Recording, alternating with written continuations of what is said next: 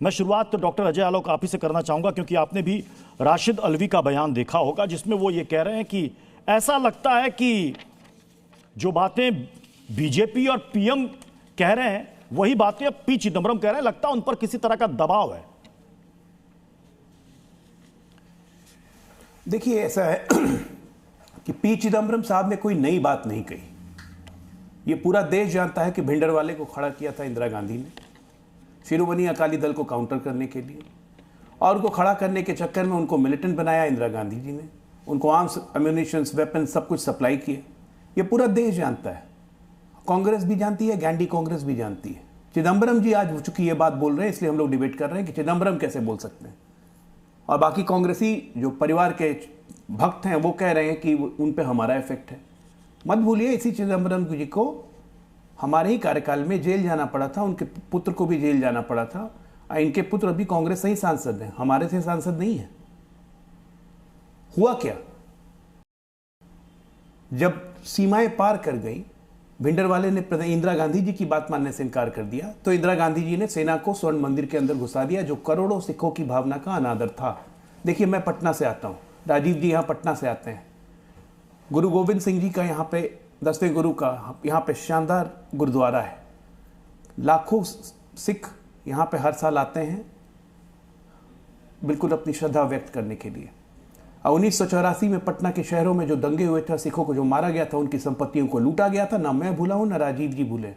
मेरी उम्र तो 11 साल की थी, लेकिन वो छाप अभी भी याद है कि किस तरह से कर्फ्यू लगाया गया था पटना में 2-2 दिन, और पागल की तरह NSCOI और कांग्रेस के कार्यकर्ता सिखों को लूट रहे थे।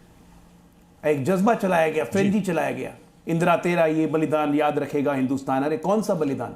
बलिदान तो उन सिखों ने दिया था, लाखों लाख सिखों ने दिया था दिल्ली के सड़कों पे, जिन पे टायर लगा के उनको शरीर जला दिए गए थे। लेकिन इंदिरा तेरा ये बलिदान याद रखेगा हिंदुस्तान, और ऐतिहासिक जीत कांग्रेस पार्टी की। मतलब जो पी चिदम्बरम ने कहा, की मृत्यु हुई, जो पी चिदम्बरम ने कहा उससे राशिद अल्वी जी सहमत नहीं है, लेकिन आप सहमत है कि जो कहा बिल्कुल सही कहा? पूरा देश सहमत है उससे। और मैं बताता हूं कांग्रेस की एक और आपको हरकत। ये अपने नेताओं की गलती से, इंदिरा गांधी की अपनी गलती से हत्या हुई, राजीव गांधी की भी हत्या उन्हीं की गलती से हुई। उन्होंने IPKF का निर्माण किया, और LTTE को, जिसको पहले भारत समर्थन करता था मॉरली, फाइनेंशियली, हर तरह से, क्योंकि वो हमारे तमिलनाडु का हिस्सा है, उनको हम मानते हैं, अपने तमिल भाइयों का हिस्सा मानते हैं, उन पे IPKF चढ़वा दिया राजीव गांधी ने। बदले में क्या किया राजीव गांधी की? उन्होंने हत्या की। उसके बाद क्या हुआ? नियम ये होता है कि एक कैंडिडेट मरता है तो उस क्षेत्र का इलेक्शन पोस्टपोन होता है। पूरे भारत का इलेक्शन पोस्टपोन कर दिया, और 20 दिन तक उनके अस्थियों को लेकर पूरे भारत में घूमते रहे ये लोग, सहानुभूति बटोरने के लिए। राजनीति की इससे गंदी घिनौनी राजनीति नहीं हो सकती। गांधी की गलती से ही हुई होगी। अरविंद मोहन सर हैं, वरिष्ठ पत्रकार, कुछ सवाल आपसे कर रहे हैं। राजीव गांधी की गलती नहीं थी IPKF भेजना, IPKF भेजना राजीव गांधी की गलती सवाल कर रहे हैं।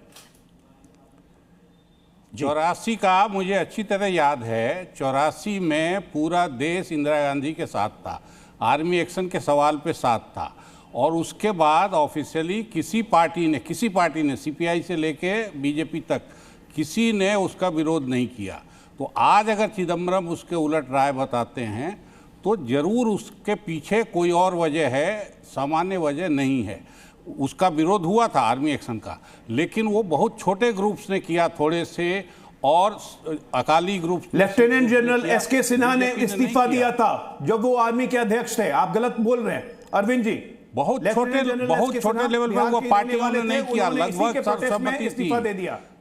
सारी पार्टियों ने सपोर्ट किया था इंदिरा गांधी को उस वक्त के आर्मी चीफ जो बनने वाले थे लेफ्टिनेंट जनरल SK सिन्हा, उन्होंने इसका विरोध किया था, और लेफ्टिनेंट जनरल वैद्य को तब आर्मी चीफ बनाया गया था। उसके चक्कर में लेफ्टिनेंट जनरल SK सिन्हा ने इस्तीफा दिया था। बिहारियों का अपमान किया था इंदिरा गांधी ने। अरे वो बाकी सब चीजों पे किसी भी लेकिन आर्मी एक्शन जब हुआ तो सारी पार्टियों ने, अरविंद जी सुन लीजिए, मैं हर्षवर्धन त्रिपाठी सर का रुख करना चाहूंगा। हर्षवर्धन त्रिपाठी सर, मैं 1 मिनट 10 सेकंड दीजिए मुझे, 10 सेकंड दीजिए मुझे। ठीक है। किसी आतंकी घटना में अगर हमारे किसी भी आतंकी घटना में हमारे कोई भी प्रधानमंत्री या नेता विपक्ष की अगर हत्या हो जाए तो यह देश सहन नहीं करता है। लेकिन इसके पीछे सच्चाई ये थी कि इंदिरा गांधी की जिद ने कि हम घुसेंगे स्वर्ण मंदिर में, हम मारेंगे उसको क्योंकि वो मेरी बात नहीं मान रहा है। लेफ्टिनेंट जनरल SK सिन्हा ने इस्तीफा दिया था। यह भी एक सच्चाई है जिसको अरविंद जी छुपा रहे हैं, पता नहीं क्यों।